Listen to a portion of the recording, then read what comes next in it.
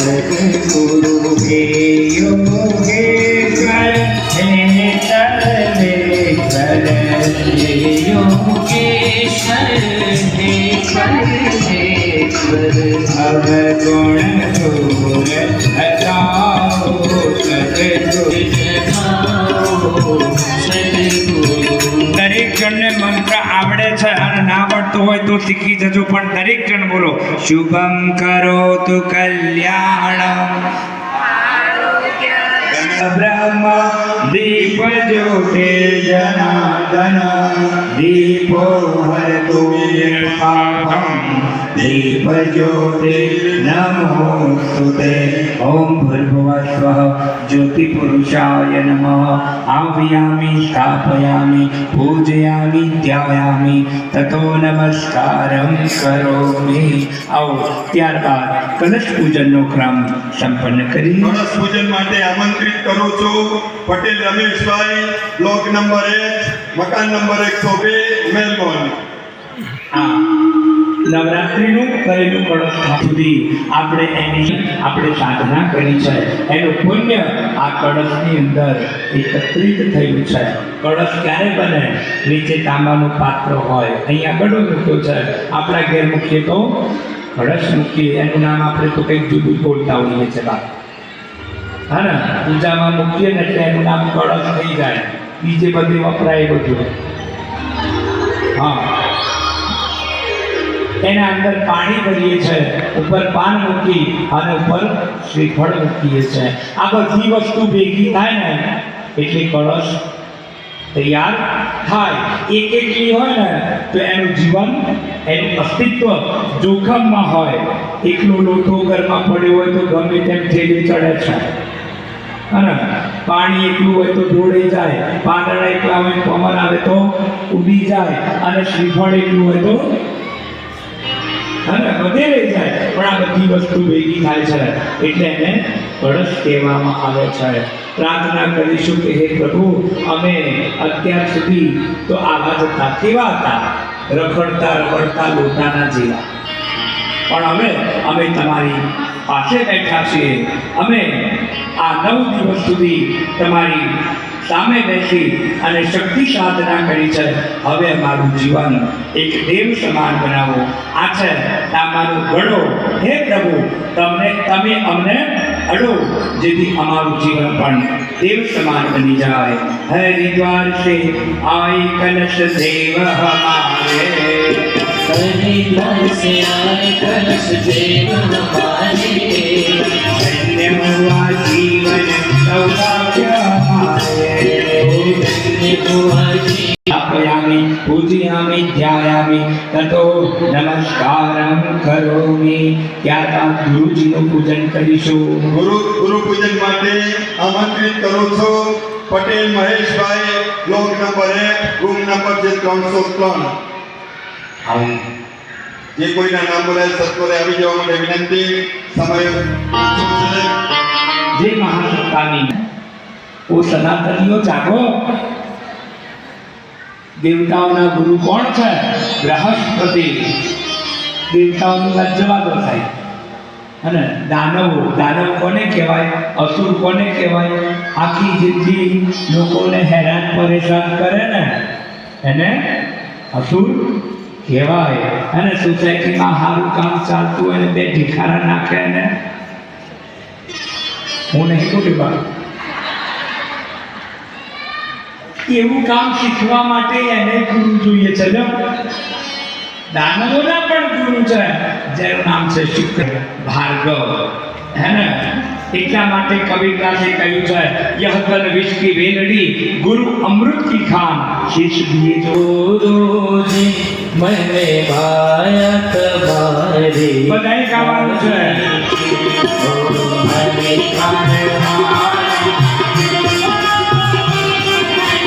माया तुम्हारे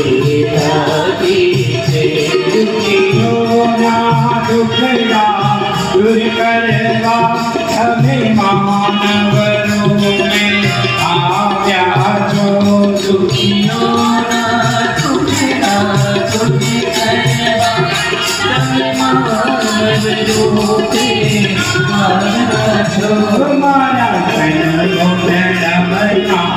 ગુરુને પ્રિયા ત્યારે ગુરુ સ્વરૂપે આપ મળ્યા હરિપાદ મારા ગુરુજી મને માયા તમારી લાગી છે તારી યાદીમાં ફરી જના નામ તારી યાદીમાં તું એક જ છે તારી યાદીમાં ફરી જના નામ ગણા પણ મારી યાદીમાં તું એક જ છે મેં તો પહેલો તારે છોડી દીધો ત્યારે તમારી રોપે આપ મળ્યા ઓ હરિપાદ વાળા ગુરુજી મને માયા તમારી લાગી છે પરીક્ષણ બોલીશું ગુરુર બ્રહ્મા ગુરુર વિષ્ણુ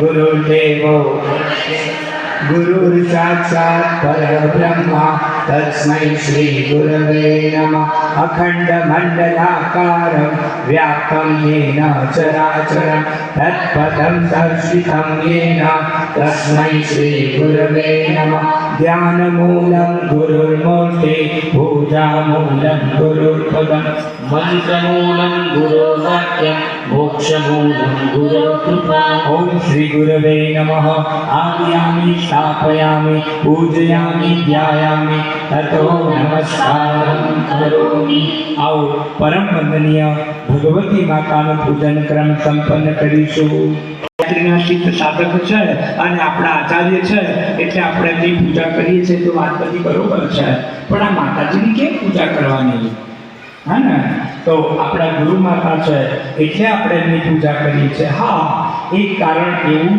છે એવું કહી શકાય એક કારણ એ છે પણ મુખ્ય જે છે અખંડ જ્યોતિ સંસ્થાન એને હવે તમે કલ્પના કરો કે આપણને કોઈ એવું કે ભાઈ તારે આપણા ગુરુજી આપણને એવું કે તારે આશ્રમ બનાવવાનો છે આપણે ભાડે લેતા હોય તો શું કહીએ ગુરુજી મારે જ રહેવાનું ઠેકાણા નહીં હું આશ્રમ બાંધું પણ આ યુગના અવતારી પુરુષ છે કરીશ્ય વચનમ તવ એમના જીવનમાં રહ્યું છે માં ભગવતીને ખબર પડી માં ભગવતી એવા ધનાઢ્ય ઘરના હતા કે એમના પિયર પક્ષથી વિવાહ સમયે 200 તોલા તો સોનું મળ્યું હતું સાહેબ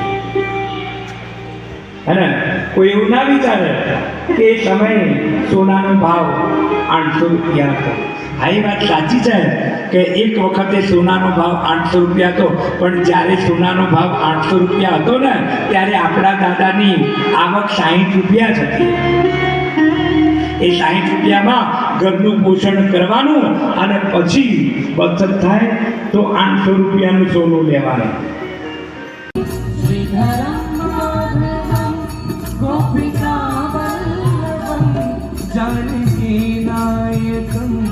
रामचन्द्रं भजे अच्युतं केशवं कृष्णदामोदरं रामनारायणं जानकीवल्लभं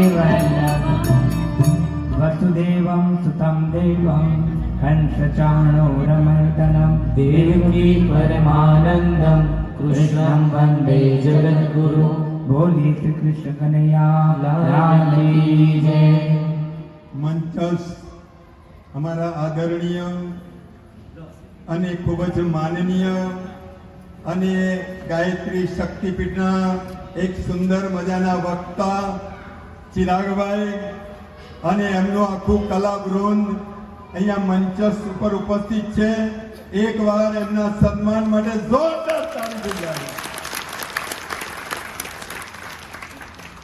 આજે હરણ તો ઘણા સાંભળ્યા છે પણ અને સીતાહરણ પણ સાંભળ્યું છે પણ આ ઓખાહરણ વળી ક્યાંથી આવ્યું આ હરણ કોનું હશે અને ક્યાંથી આવ્યું અને અત્યાર સુધીના જેટલા હરણ થયા છે એમાં સ્ત્રીનું હરણ થયું છે પણ આમાં તો પુરુષનું હરણ થાય છે લ્યો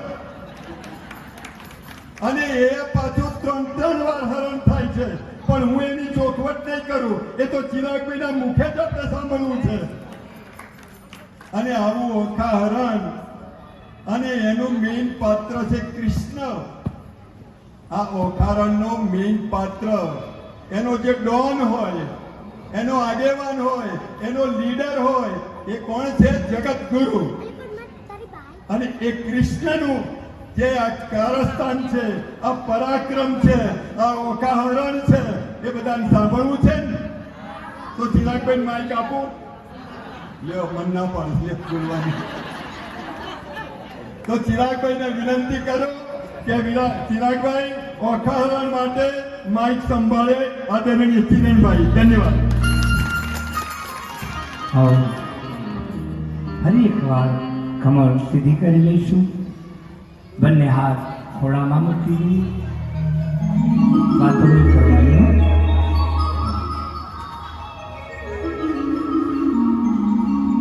શાંત ચિત્ત, શાંત મન, સ્વસ્થ શરીર સાથે સ્વર્ણિમ સવિતા દેવતા સૂર્યનારાયણ પરમાત્માનું ધ્યાન કરતા કરતા ગાયત્રી મહામંત્ર એક સાથે એક સ્વરમાં એક વખત ઉચ્ચારણ કરીશું. ઓમ ભૂર્ભુવસ્વઃ તત્સવિતુર્વરેણ્યં ભર્ગો દેવસ્ય ધીમહિ ધિયો યો નઃ प्रचोदयात्. आइए गुरुवर विराजिए तथा कहमति अनुसार प्रेम सहित आवाहन करो. पधारिए माँ भगवती के साथ. आइए विश्वामित्रवती वाल्मीकि और व्यास मानव मात्र के हृदय में भर दो प्रेरणाय पार. वक्रतुंड महाकाय सूर्यकोटि समप्रभा निर्विघ्नं कुरु मे देव सर्वकार्येषु सर्वदा. नमस्ते शारदे देवी सरस्वती मतिप्रदे वसत्वं मम जीवाग्रे सर्वविद्या प्रदा भव. व्यासाय विष्णुरूपाय व्यासरूपाय विष्णवे नमो वै ब्रह्मनिधये वासिष्ठाय नमो नमः. वागर्थां विवसंयुक्तौ वागर्थां प्रतिपत्तयोः जगतः पितरो वन्दे पार्वती परमेश्वरो. पार्वती परमेश्वरो. बोलिए श्री सद्गुरुदेव की गायत्री मात की. ओम मंगल ओमकार मंगल गुरु मंगलम गुरु पाद मंगलम. ओम मंगलम ओमकार मंगलम गुरु मंगलम गुरु पाद मंगलम. गुरु मंगलम सद्गुरु मंगलम गुरु मंगलम सद्गुरु मंगलम. परम गुरु मंगलम परापर गुरु मंगलम. परम गुरु मंगलम परापर गुरु. बोलो ओम मंगलम ओंकार मंगलम गुरु मंगलम गुरु पाद मंगलम. ओम मंगलम ओंकार मंगलम गुरु मंगलम गुरु पाद मंगलम.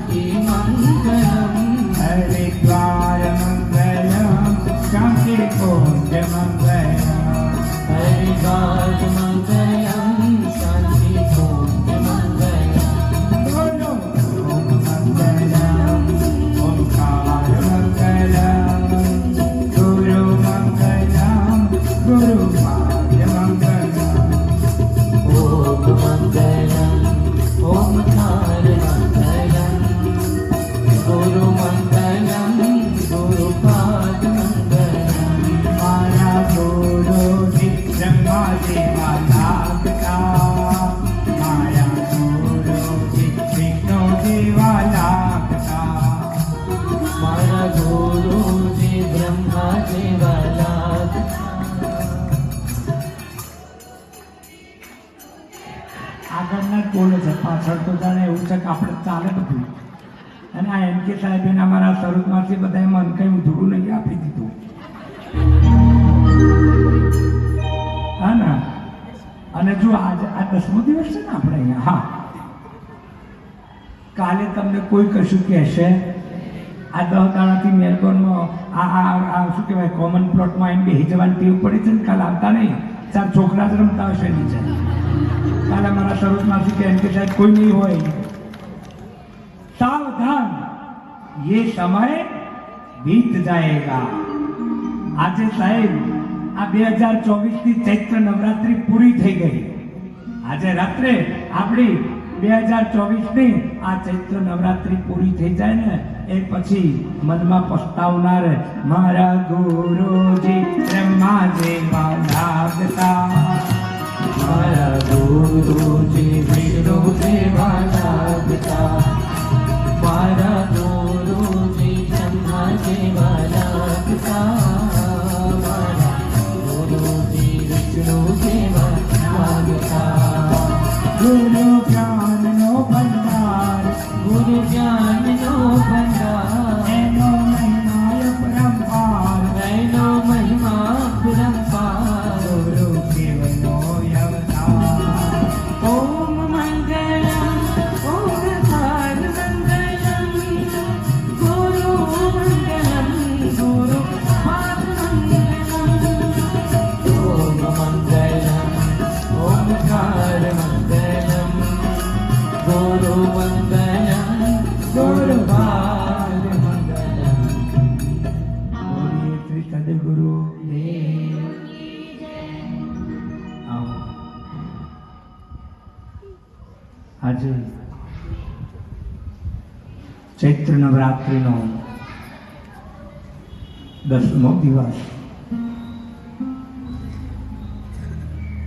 પરમ પૂજ્ય ગુરુદેવ પરમ વંદનીય માતાજીની દિવ્ય ચેતનામાં ઉપસ્થિત અમારા ગાયત્રી શક્તિપીઠ માણસાના ટ્રસ્ટી એવા એમ કે પટેલ સાહેબ સાથે અહીંયા આવેલા દૂર દૂરથી ગાયત્રી પરિવારના પરિજનો, આ સ્થાનીય ચિલોડા ક્ષેત્રની અંદર કામ કરનારા અમારા બહેનો અને જ્ઞાન જિજ્ઞાસાને લઈ અને ઉપસ્થિત થયેલા શ્રદ્ધાળુ પરિજનો, દેવતુલ્ય ભાઈઓ, શક્તિ સ્વરૂપા માતાઓ, બહેનો, આપ સર્વના હૃદયની અંદર બિરાજમાન એ પરમ ચૈતન્ય સત્તાને મારા કોટી કોટી વંદન. આપ દરેકનું આ ઓખાહરણના પ્રજ્ઞાસૂત્રમાં હાર્દિક સ્વાગત, અભિનંદન. આમ તો વધારે સમય નહીં બગાડું, કારણ કે 9 દિવસથી બધા અનુષ્ઠાન અને બીજી ઘણી બધી એક્ટિવિટીઓમાં તમે બધા જોડાયેલા છો. હું અહીંયાથી જતા આવતા રોજ જોતો હતો, સાક્ષી રહ્યો છું. અને એટલે આપણે સીધી મુદ્દાની વાત ઉપર આવી જઈએ ને. અને આમ પણ મોડું થયું છે. જો કે તમારા અમદાવાદવાળાને તો મોડા તો કોઈ લેવા દેવા છે જ નહીં, કારણ કે 11 વાગે બધા કોકની ખબર કાઢવા જાય છે. હા, અમારા ગામડામાં 9 વાગે તો આટિયા પાટિયા થઈ જાય. 8 વાગ્યા પછી કોઈના ઘેર જવું હોય તો વિચાર કરવો પડે. એટલે અહીંયા મોડાનો તો કોઈ પ્રશ્ન છે જ નહીં. પણ એમ છતાંય સાહેબે કહ્યું ને કે આ ચૈત્ર માસની પવિત્ર આ કથા છે. ચૈત્ર મહિનાની છેલ્લી અમાસ આવે એના પછી વૈશાખ મહિનાની એકમે કોઈ એવું કે હું તમને ઓખારણની કથા સંભળાવું, તમે આવો, તો આમાંથી કોઈ આવે. અને તમે કદાચ કોઈ વક્તાને એવું કહો કે ભાઈ અમે આટલો ખર્ચો કરીને બધી ભવ્યતાથી દિવ્યતાથી અમારે ઓખારણ કરવું છે, તમે અમને આ કથા કરી આપો, તો ચૈત્ર મહિના સિવાય કોઈ વક્તા ઓખારણની કથા કરે નહીં. કારણ કે આ સમયનું મહત્વ છે. એટલા માટે જ કહ્યું છે ને કે સમય સમય બલવાન હૈ, નહીં મનુષ્ય બલવાન, કાવે અર્જુન લૂટ્યો વહી ધનુષ વહી બાણ. એ જ અર્જુન જેને મહાભારતના યુદ્ધની અંદર ખૂબ મોટી અહેમ ભૂમિકા ભજવી હતી, એ અર્જુન એક દિવસ દ્વારિકાથી હસ્તિનાપુર જતો હોય છે અને જંગલમાં એક લૂંટારાઓથી, એક ચોરથી લૂંટાઈ જાય છે. કેમ? કારણ કે એનો સમય નથી. એટલા માટે સમજવું શું છે, આ ઓખારણની કથાને સાંભળવાનો આ એક સમય છે. અને આમ પણ આપણે બધા સનાતનીઓ છીએ ને, મારી ભાષામાં કહી દઉં, આપણે બધા હિન્દુઓ છે ને સીઝનિયા છીએ. સોમનાથ માધ્યમાં શ્રાવણ મહિનામાં ભીડ હોય એનાથી 10% અત્યારે કદાચ નહીં જતા છે ને. એક જ રીતિમાં મારા જોડે સમય નથી, લેશન બહુ મને આપ્યું છે, ટાઈમે પૂરું કરવું પડે, એટલે આપણે બધા સિઝનિયા છીએ. આ ઓખારણનો સમય છે. તો ઓખારણ છે શું? આ કથા આવી ક્યાંથી? તો આ કથાનો ઉલ્લેખ 2 જગ્યાએ જોવા મળે છે. એક રુદ્ર સંહિતામાં, એટલે કે શિવ પુરાણની કથામાં જે સંહિતાઓ છે એમાં રુદ્ર સંહિતાની અંદર ભગવાન શિવની અનન્ય લીલાઓ છે અને એની અંદર આ ઓખારણનો ઉલ્લેખ છે. અને બીજી કથા એટલે કે બીજો ઉલ્લેખ ભાગવત મહાપુરાણની અંદર મળે છે. શ્રીમદ ભાગવત મહાપુરાણ જે આપણા 18 પુરાણમાંનું, જેને હૃદય કહેવામાં આવે છે, પરમાત્માનું જેને વાંગમય સ્વરૂપ ગણવામાં આવે છે, એવા ભાગવતની અંદર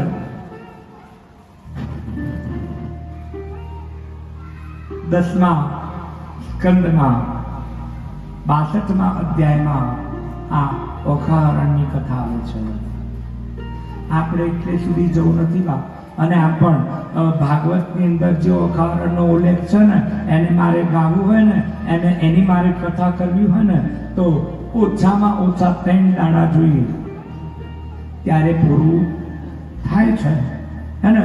પણ આપણે એટલે બધી નહીં જવું, કારણ કે 16મી સદીની અંદર એક પ્રેમાનંદ નામના કવિ થઈ ગયા અને એ પ્રેમાનંદ નામના કવિએ 16મી સદીમાં આ ઓખારણને ગાવાનું સ્વરૂપ આપ્યું. એને ઓખારણને કડવાના રૂપે લખ્યું, હે ને. આની ચોપડી બધા જોડે હશે લગભગ, હે ને. આમ તો જો કહી દઉં હકીકત, સાહેબે કીધું હતું ને કે આ ઓખારણ કેમ થયું, હું ના કહું. સાહેબ આમાં છે એવું કે આ બધા ઓખારણમાં હોશિયાર છે, હું એમના આગળ ડબલો છું. સાચી વાત કહું છું. ઓખારણની કથા, એની સ્ટોરી તો બધી બહેનોને ખબર જ હોય. આ પ્રજ્ઞા પુરાણ અમારે કરવાનું હોય કે શિવ પુરાણ કરવાનું હોય કે ભાગવત કરવાનું હોય ને, એની અંદર અમે ગુલ્લી મારી જઈએ તો કોઈને ખબર ન પડે. ભાઈ થોડું સંભાળજો. હા,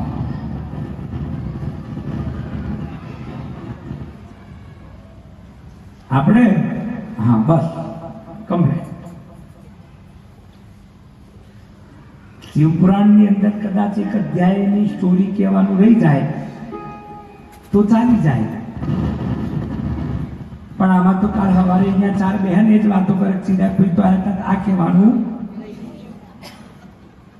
કારણ કે આ કથા એવી છે બધાને ખબર જ હોય, ઓપન જ છે આની કિતાબ. એ પ્રેમાનંદ નામના કવિએ 16મી સદીની અંદર ઓખારણ ગાવાના સ્વરૂપે એટલે કે કડવા સ્વરૂપે લખી છે. આવું એને આજે આપણે આત્મસાત કરવી છે. તો પ્રેમાનંદ નામના કવિએ સૌથી પહેલા ગણપતિની સ્તુતિ કરી છે. પાને લખ્યા જાય નહીં શ્રી ગણેશના ગુણગાન, સકલ કારજ સિદ્ધ પામે મુખે લેતા નામ. ગજવદન સરખી નાસિકા વણિદંત ઉજ્જવળ એ, આયુધ ફરતી કર ધરી અસુર હણ્યા અને. બોલી શ્રી ગજાનન ગણપતિ મહારાજ કી જય. ગણપતિની વંદના કરી, જ્ઞાનની દેવી, કલાની દેવી માં સરસ્વતીની વંદના કરી છે. તેવો બ્રહ્મતનયા સરસ્વતી જે રૂપમનો ભરમાર તો બ્રહ્મચારિણી ભારતી તો વૈષ્ણવી વિખ્યાત. માં સરસ્વતીની જ્યાં સુધી કૃપા ન થાય ત્યાં સુધી કોઈ સાહિત્યની રચના થઈ શકે નહીં. કવિ કાલિદાસનું ઉદાહરણ આપણા સામે છે. અને સરસ્વતી માતાની કૃપા થાય તો શું થાય? કાલિદાસ એવા મૂર્ખ હતા કે જે ડાળી ઉપર બેઠા હતા ને એ જ ડાળી કાપતા હતા. માં સરસ્વતીની કૃપા થઈ ગઈ. અમૂલ્ય શાસ્ત્રોની ભેટ આ સંસારને આપી દીધી. આ છે માતા સરસ્વતી. વંદના કરી અને કથાને આગળ વધારતા લખાયું છે કે શોણિતપુર નામનું એક નગર છે અને એનો બાણાસુર નામે એક રાજા છે.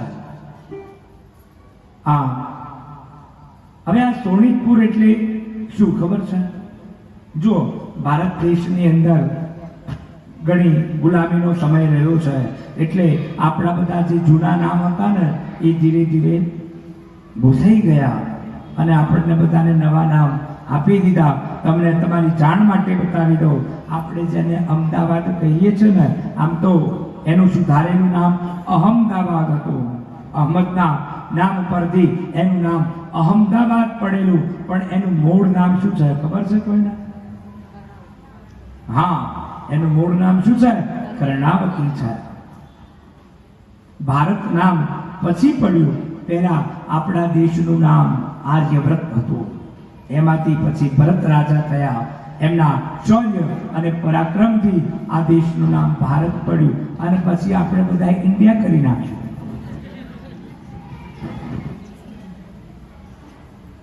હે ને? ક્યાંય ભારતનું ઇંગ્લિશ કોઈ ડિક્શનરીમાં ઇન્ડિયા નહીં. ખબર નહીં આ કઈ રીતે બંધ બેસતું કરી દીધું. યુએસએ બરોબર છે, કારણ કે યુનાઇટેડ સ્ટેટ ઓફ અમેરિકા એનું ફૂલ ફોર્મ નામ છે, પણ આ ઇન્ડિયાનું ક્યાંય ફૂલ ફોર્મ ભારત થતું જ નહીં. એટલે મૂળ વાત એ છે કે શોણિતપુર નામનું એક નગર છે. આ શોણિતપુર શું છે? આજનું આસામ એ વખતનું શોણિતપુર છે. આસામનું શું વખણાય? જો થોડું જોરથી બોલવાનું, અને કઈ મારે બધું બોલવાનું એવું ના હોય. હું કેટલું કરું યાર? હા ને, આ 9 દિવસથી આ 10મો દિવસ છે. આજે રાત્રે 11 વાગશે ને એટલે હાથ થશે કે હવે શાંતિ. 9 દિવસથી આ સ્પીકર ચાલે છે એટલે ઘણી અમારો અવાજ કોકરો થઈ જાય માફ કરજો, કારણ કે આ 9 દિવસથી આ પીન ગહાય છે. અને મને કોઈ ચિંતા નહીં, કારણ કે માતાજી ગીત ગાતા હતા. મને આજે જ આ વાત યાદ આવી કે ભગવતી માતા ગીત ગાતા હતા. કદાચ જયપુર અશ્વમેધની આ વાત છે. એટલે આવી રીતે બધા ટોળીવાળા ભાઈઓ બેઠા હોય ને અંદરો અંદર ચર્ચા કરતા હતા કે આ માતાજીનું સ્વર સારું નથી અને આ માતાજી ગાય છે, શું કરવા? એના કરતાં અમને કહેતા હોય તો. માતાજીને ખબર પડી ગઈ કે આ મારી વાતો કરે છે. માતાજી પ્રવચનમાં કહી દીધું, મેં કહા લતા મંગેશકર હું. माताजी कहता है मैं कहा लता मंगेशकर हूं, मुझे तो गुरु जी का संदेशा देना है तो मैंने दे दिया. मारे એવું છે હું ગહાઈ ગઈ છે. હવે સ્વર સારો નથી કરતો, પણ હું ક્યાં તારે મોહમ્મદ રફી છું. મારે ગુરુજીની વાત તમારા સુધી પહોંચાડી છે, આપી દીધી. લો તો હારું, ના લો તો તમારી બહાર. એટલે થોડુંક હું બોલીશ અને મારી કથામાં એવું છે જ નહીં કે મારે એકલાને બોલવાનું. થોડુંક મારે બોલવાનું ને થોડુંક હા લ્યો અમારા ભાર્ગવભાઈ કહે છે જોડી રહેજો રાજ, જોડી જ રહેવાનું આપણે બધા, ટીકું મળે. અને તો આસામનું શું વખણાય? હા, રામના સમયમાં મળે દૂધ, કૃષ્ણના સમયમાં ઘી, આ કળિયુગમાં મળે ચા, તે ભૂકી ભૂકીને પી. એ શોણિતપુર નગરનો બાણાસુર રાજા છે, એને કોઈ સંતાન નથી. સાત જન્મથી એ નિસંતાન છે. એની પણ એક કથા છે કે 7 જન્મ પહેલા એક નગરનો એ શેઠ હોય છે. એક દિવસ એ જમવા બેઠો હોય છે અને એક નાનું બાળક માટીમાં રમતું રમતું આવે છે. બાળક તો ભાઈ બાળક હોય એટલે માટીવાળા હાથ પેલા નગર શેઠની થાળીમાં નાખે છે અને એ નગર શેઠ ગુસ્સે થઈ અને એક લપડાક લગાવી દે છે. પેલું બાળક દેવતાઈ હોય છે એટલે એને કહ્યું કે વાહ પિતાજી, લોકોને સંતાન ના હોય ને ત્યારે પથ્થર એટલા દેવ પૂજે છે, ત્યારે સંતાન થાય છે. તમને બાળક છે તો એની કદર નથી. જાઓ, 7 જન્મ સુધી તમને નિસંતાન રહેશો, તમે વાજિયા રહેશો. 7 જન્મથી બાણાસુર વાંચ્યો છે, પણ આ જન્મે ભગવાન શિવની કૃપાથી એને એક સંતાન છે. એને એક દીકરી છે જેનું નામ છે ઓખા. જેનું નામ છે ઓખા. હવે આ ઓખા બાણાસુરના ત્યાં જ કેમ? કારણ કે તમને ખબર છે ઓખા એ વાસ્તવમાં તો કોણ છે? એ ભગવાન શિવની દીકરી છે. એ ભગવાન શિવની પુત્રી છે. કેવી રીતે? ક્યાંય ઉલ્લેખ છે નહીં. હા, ઓખા હરણમાં એનો ઉલ્લેખ છે. કેવી રીતે? તો તમને બધાની વાત તો ખબર જ છે કે ભગવાન શિવ અને માં પાર્વતી બંને કૈલાસ ઉપર બેઠા હતા. શિવ છે ને એ સમાધિનો દેવ છે. દરેક દેવતાઓના ગુણ જુદા જુદા છે. રામ એ મર્યાદા પુરુષોત્તમ છે.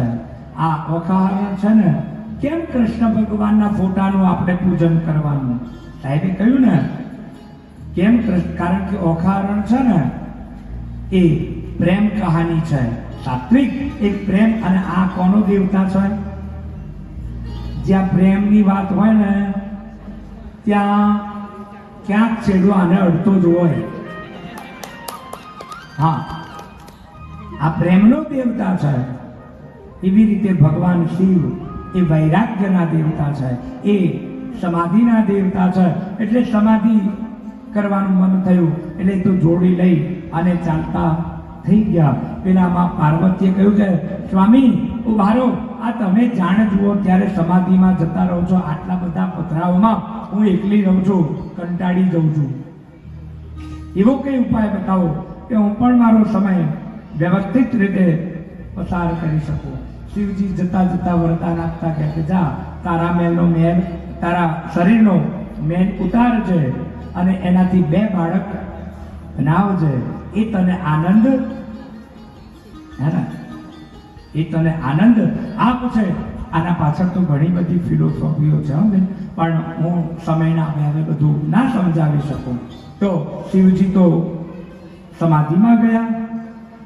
માં પાર્વતી શરીરનો મેલ ઉતારી એના 2 બાળક ઘડ્યા, એક પુત્ર અને એક પુત્રી. પુત્રનું નામ ગણપતિ અને પુત્રીનું નામ ઓખા. બંને ધીરે ધીરે ધીરે મોટા થવા લાગ્યા. એક દિવસમાં પાર્વતી સ્નાન કરવા બેઠા હોય છે. ગણેશજીને બહાર ચોકી ભેરો કરવા મૂકે છે અને એ કૈલાસ ઉપરથી એક દિવસ નારદજી જતા હોય છે અને નારદજીની નજર આ કૈલાસ ઉપર પડી અને નારદજીને ખૂબ આશ્ચર્ય થયું. અરે આ કેવું? ભગવાન શિવ તો ઘણા વર્ષોથી સમાધિમાં છે. આ એમની ગેરહાજરીમાં 2 ઘર આગળ બાળકો રમે છે. નક્કી કઈ દાળમાં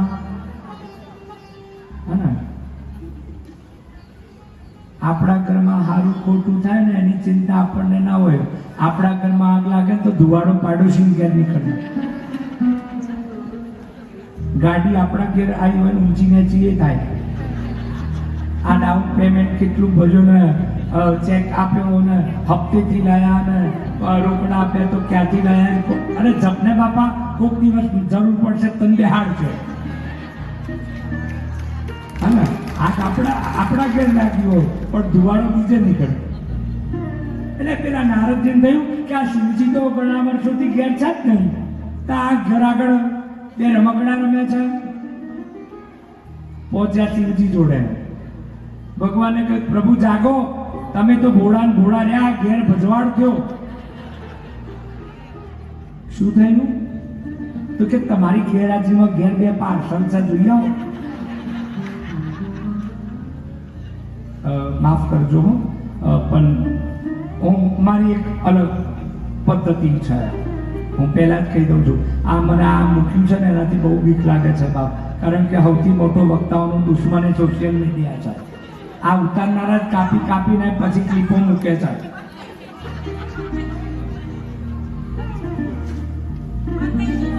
એ તો એવું લાગે બાપ અંદર ચાલુ હોય.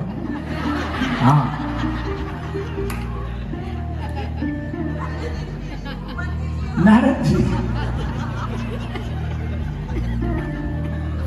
નારદજીએ ભગવાન શિવને જગાડ્યા કે ઘેર મોટો ભજવાડ થયો છે.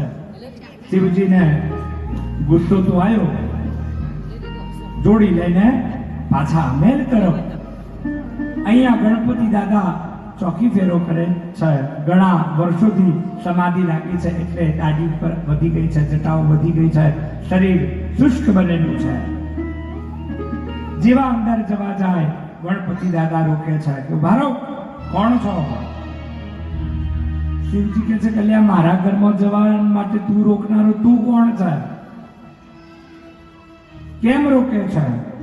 ગણપતિએ કહ્યું કે અંદર મારી માતા સ્નાન કરે છે એટલા માટે કોઈને જવાની પરમિશન છે. શિવજીને પ્રૂફ મળી ગઈ. નારદજી કહેતા હતા વાત તો આ ઘેર ભજવાડ થયો છે. અંદરથી ત્રિશુલ કાઢી અને મસ્તક છેદી નાખ્યું. એક બાજુ મસ્તક પડ્યું છે, બીજી બાજુ ધડ પડ્યું છે. શિવ ગણો કોલાહલ મચે છે.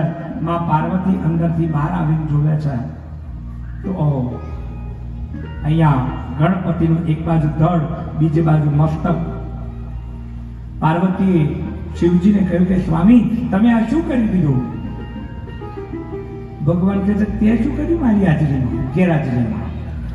તો કે તમે ભૂલી ગયા? તમે તો મને વરદાન આપીને કહેતા કે તારા શરીરનો મેલ ઉતારી અને બે બાળક બનાવજે, એ તને આનંદ આપશે. આ તમારું આપેલું વરદાન છે. શિવજીને પસ્તાવો થયો. શિવગણોને દોડાવ્યા કે જાઓ, રસ્તામાં તમને જે સામે પ્રથમ મળે એને લઈ આવો. કોણ મળ્યું? ગજરાજ. અને એનું મસ્તિષ્ક લઈ આવવામાં આવ્યું. ભગવાન શિવે ગણપતિના શરીર પર ગજનું એટલે કે હાથીનું મસ્તિષ્ક લગાવી દીધું. સમજવું શું છે? દુનિયાનો સૌથી મોટો એમડી એટલે કે સર્જક ડોક્ટર એ ભગવાન શિવ છે. એવી સર્જરી તો આજે દુનિયાનો કોઈ ડોક્ટર કરી શકે એમ? હા, આજનો ડોક્ટર શું કરે કરીને? હૃદય ટ્રાન્સપ્લાન્ટ કરે, લીવર ટ્રાન્સપ્લાન્ટ કદાચ કરી શકે, પણ આ માણસનું શરીર અને હાથીનું મોઢું ક્યાંય મેળ ખાય છે? આજનો ડોક્ટર ના લગાવી શકે એને. ભગવાન શિવે સર્જરી કરી દીધી. કહ્યું કે બસ ખુશ, તારો દીકરો સજીવન.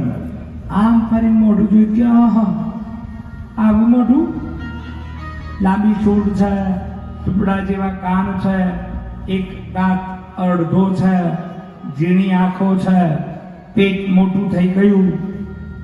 આવું કદરૂપનો દીકરો.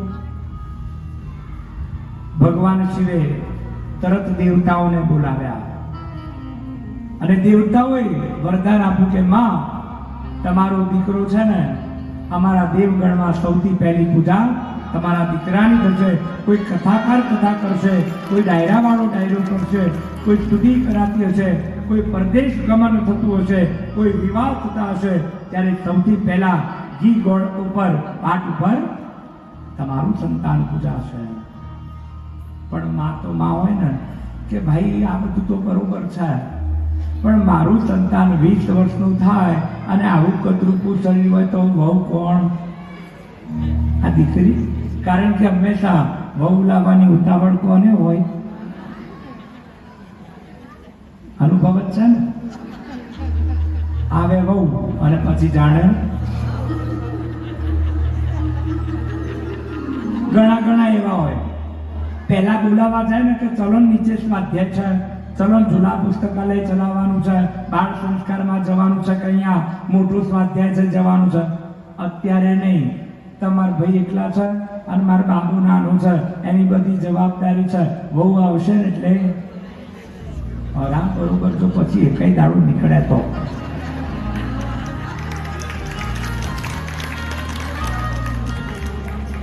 અને એમાંય અમારી ભાષામાં કહું ને તો આજની સાસુ બનતી જ નહીં, બહુ માન જ રહે છે. એ આજની સાસુ ક્યારેય સાસુ બની શકતી જ નથી. કેમ?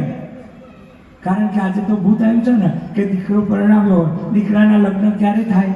સંબંધ કરવા જઈએ ને એટલે પહેલો પ્રશ્ન એ થાય કેનેડા જવાનું છે, ઓસ્ટ્રેલિયા જવાનું છે, ન્યુઝીલેન્ડ, હા ને?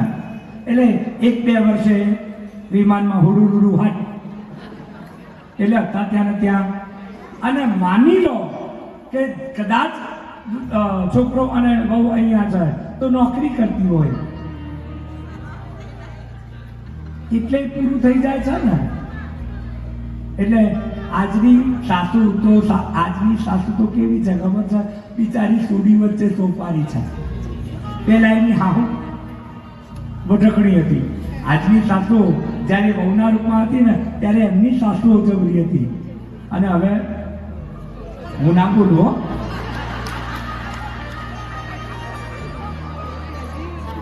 એટલે 2 બાજુથી પહેલા જવાનીમાં તકલીફ પડી, ત્રાસ થયો.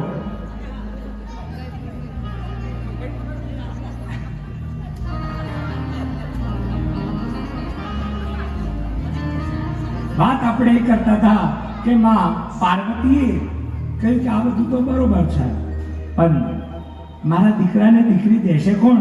ત્યારે શિવજીએ વરદાન આપ્યું કે દુનિયાની અંદર બધા દેવતાઓને તો છે ને એક જ પત્ની છે, તારા દીકરાને રિદ્ધિ અને આ બધો વાર્તાલાપ થયો. માં પાર્વતીને ઓખાની યાદ આવી. કરે અહીંયા તો 2 રમતા હતા, આ ઓખા ક્યાં? તો ઓખા ક્યાં હતી? એક મીઠાની કોઠી હતી ને એના પાછળ સંતાયેલી હતી. એટલે એને ત્યાંથી બૂમ પાડી કે માં હું અહીંયા છું. માતાજીની નજર ગઈ, વાહ દીકરા, ભાઈ ઉપર આવડું મોટું સંકટ આવ્યું, એને મૂકી અને તું આ કોઠી પાછળ સંતાઈ ગઈ. તો કે માં શું કરું? પેલો દાઢીવાળો બાવો આવ્યો ને તમને બહુ બીક લાગી. એ દાઢીવાળો બાવો નહીં, તારો પિતા છે. જા, હું તને શ્રાપ આપું છું, તે તારા ભાઈ સાથે સંકટ સમયે દગો કર્યો છે. જેમ મીઠું ઓગળે ને એમ ઓગળી જઈશ. એ સમય કયો હતો? ચૈત્ર મહિનાનો સમય હતો. એટલે ચૈત્ર મહિનાની અંદર મીઠું ના ખાવું જોઈએ, અને કદાચ ખાતા હોય તો ખરીદવું જોઈએ. દરિદ્રતા આવે છે એટલે મીઠું ચૈત્ર મહિનામાં ન ખાઈએ. એને અલૂણ, કારણ કે મીઠાને એક ભાષામાં લૂણ કહ્યું છે, એટલા માટે આપણે આને શું કહીએ છીએ? અલૂણ. હા, ઓખાને ખૂબ પસ્તાવો થયો. આજીજી કરી કે માં આ શ્રાપ પાછો ખેંચી લે. માં કહે છે કે બોલેલું ક્યારેય બદલાય નહીં. હા, પણ તને જા એક વરદાન આપું છું. તારો જન્મ અસુર કુળમાં થશે, પણ તારા વિવાહ દેવકુળમાં થશે. તારા વિવાહ દેવકુળમાં થશે. એ ઓખા અસુર કુળ એટલે કે બાણાસુરના ત્યાં જન્મી છે. ખ્યાલ આવી ગઈ ને ઓખાનો પૂર્વ ઇતિહાસ? એ બાણાસુરના ત્યાં જન્મી છે. એ બાણાસુર પ્રખર ભગવાન શિવનો ભક્ત છે. કેવો ભક્ત? તો એક વખત એ તપશ્ચર્યા કરવા ગયો. અને કેવી તપશ્ચર્યા કરી? 7 વર્ષ એક આસને ગયા અને ઉધઈ લાગી અંગ. કેટલા વર્ષ તપ કર્યું? 7 એટલે 100 વર્ષ એને તપશ્ચર્યા કરી. એના શરીર પર ઉધઈના રાફડા થઈ ગયા. ભગવાન શિવનો ભક્ત હતો. ભગવાન શિવ પ્રસન્ન થયા અને વરદાન આપવા માટે આવે છે. ભગવાન શિવ અને માં પાર્વતી જોડે વરદાન આપવા માટે આવે છે કે માગી લે જે વરદાન જોઈતું હોય. બાણાસુર જાગી અને માગે છે. બાણાસુર કહે નાથજી મને આપો સહસ્ત્ર હાથજી. કેટલા હાથ માગ્યા? સહસ્ત્ર. સહસ્ત્ર એટલે 1000. હે ને? આ 2 હાથ છે ને તોય હખણા રહેતા.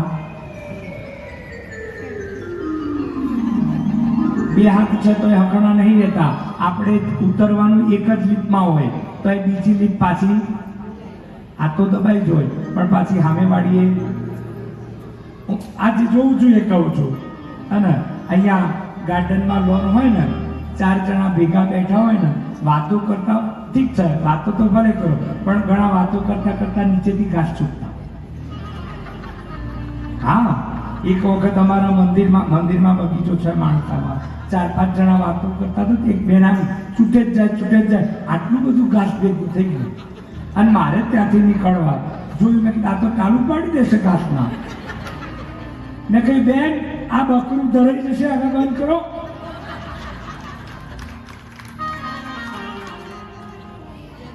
આ બે છે તો એ હખણા નહીં રહેતા.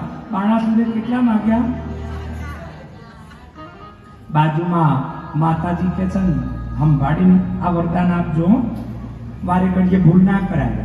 એક વખત બિલાડી ઘી ચાટી જાય એ તો બરોબર પણ વારે ઘડીએ ચાટી જાય ને તો પછી એને હોશિયારી કહેવાય. સમજી વિચારીને વરદાન આપજો. પેલા ભસ્માસુરને આપ્યું તું તકલીફ અમને થઈ અને ભસ્માસુરે વરદાન માંગ્યું કે પ્રભુ હું જેના માથા ઉપર હાથ મૂકું એ બળીને ભસ્મ થઈ જાય. ભગવાન કે તથાસ્તુ. પેલું ભસ્માસુર કે પહેલો ટ્રાય તમારા ઉપર. દોડવું પડ્યું છે શિવજીને. ભગવાન નારાયણ મોહિની સ્વરૂપ બની આવે છે, નૃત્ય કરે છે અને ભસ્માસુરનો પોતાનો હાથ એના માથે મુકાવે છે અને એ વરદાનનો અંત લાવે છે. એટલે માતાજી કહે છે કે વરદાન બહુ સંભાળીને આપો અને આ જારાત માગે છે પછી કઈ તકલીફ થાય તો અમારે દોડવું પડે છે. ભગવાન શિવ કહે છે કે દેવી નિજ ધર્મ કેવી રીતે ચૂકાય? એને તપશ્ચર્યા કરી છે, એને વરદાન લેવાનો હક છે અને મારું તો નામ છે આશુતોષ. આશુતોષનો અર્થ શું થાય? જે જલ્દી પ્રસન્ન થનાર છે. હું મારી પ્રકૃતિ કેવી રીતે છોડી શકું? ભગવાન શિવ બાણાસુરને તથાસ્તુ કહે છે. બાણાસુરને કેટલા હાથ મળ્યા? હે જાગો છો ભાઈ? હા એને કેટલા હાથ મળ્યા? 1000 હાથનું બળ એની અંદર આવ્યું. હવે શેમના હાથો રહે? અને જેવો જંગલમાંથી નીકળ્યો જેટલા ઋષિઓ મળે ને કોકની દાઢી ખેંચે, કોકનું કમંડળ ધોડી નાખે, કોકનું આસન થાય નાખી દે, હેરાન પરેશાન કરી દીધા. શોણિતપુર નગરમાં આવ્યો, યુદ્ધનું રણસિંગું વગાડી દીધું કે જે રાજાઓ મારી શરણાગતિ ના સ્વીકારે એ યુદ્ધમાં આવી જાય. હું યુદ્ધ કરવા માટેની ઘોષણા કરું છું. કાં તો તમે તમારું રાજ્ય મારા નગરમાં ભેળવી દો કાં તો પછી યુદ્ધ કરો. ખબર હોય સોસાયટીમાં આની કઈ શેરી મોટી છે તેને કોઈ બતાવે હા ને? અમુક માણસો એવા હોય કે એને જ્યાં સુધી કોકની જોડે ઝઘડે નહીં ને ત્યાં સુધી એને ખાધેલું હા જે માથું ચડે. કેમ? તો કે કોકની નસ ખેંચી. પેલા બાણાસુરે ઘોષણા કરી બધા રાજ્ય એના રાજ્યમાં ભળી ગયા. કોઈ એને વતાવતું નથી, કોઈ એના સામે લડવા માટે તૈયાર થતું નથી. એક દિવસ બાણાસુરે વિચાર કર્યો કે આ તો હારું ખોટું થયું, કોઈ હવે લડવા જ નહીં આવતું. આ 1000 હાથનું આ હાથની તાકાત કોને બતાવો? હે ને? એટલે બાણાસુરે ફરીથી પાછું તપ કર્યું. ભગવાન શિવ પ્રસન્ન થયા. બોલો હવે શું છે તારે? તું કે પ્રભુ આ વરદાન પાછું લઈ લો. કેમ? તે માગ્યું હતું ને તને આપ્યું હતું. તો કે હવે કોઈ લડવા જ નહીં આવતું. આ 1000 હાથનું બળ હું કોના સામે વાપરું? હું કોને મારું પરાક્રમ બતાવું? બાણાસુર કહે છે સ્વામી બળ આપ્યું તો જોધો આપો, તમે લડો કા લડનાર આપો. હા બળ તમે મને આપ્યું તો એવો સામે યોદ્ધો આપો કાં તો પછી તમે લડો. ભગવાન શિવ કહે છે કે મારું કામ નથી, જા તને જોધો આપો. તો કે કોણ બનશે મારો જોધો? મારું સામે વિરોધ પાર્ટી જેને આપણે કહીએ ને કે મારો શત્રુ કોણ બનશે? તો ભગવાન કહે છે તારી પૂજાનો મદ ઉતારશે સ્વામી શ્રી ગરુડાધીશ દીકરી તારીનો વડ સસરો તે તારા મદને હણે